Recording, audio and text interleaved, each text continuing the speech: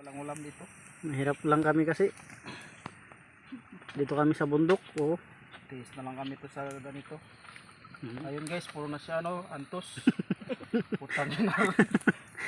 Hilaw pa, sunog na. Palpak na naman pati ulam. Papakin ko na lang kayang kanin. Piniplice ko na yung motor eh. Ibos namin, no?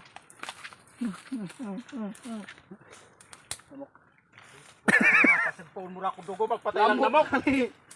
Sa lamok hindi ako mapatay, pero sa ibang pukpok. Bata! Patay na nagakuhan pala. Kasunod to nga sunin nubi. Naso nila yan? Yan ang nag-araw sa akin doon. Tangin ang tikya ko nga nagat. Doon pa mga taba.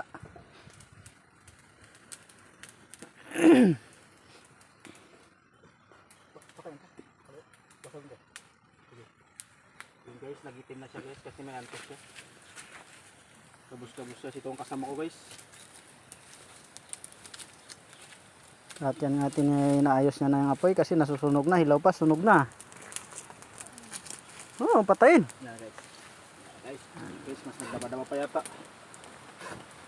Yan ang mga... Yan na guys, okay na guys. Ayan, labas na pala guys. Nung oras natin, di pa tayo nakatanghalian makmak. Nung oras na ba? Yan, oras na nag... Oh, magalaw na. Bagay wala rin kayong kanin. Doon magkuha na. Ha? Magkuha na. Dapat nagkuha na yung bigas, nasa putol kayong buho. Magkuha na kayo doon ng kanin, nakasayang na raw yun doon. Saan?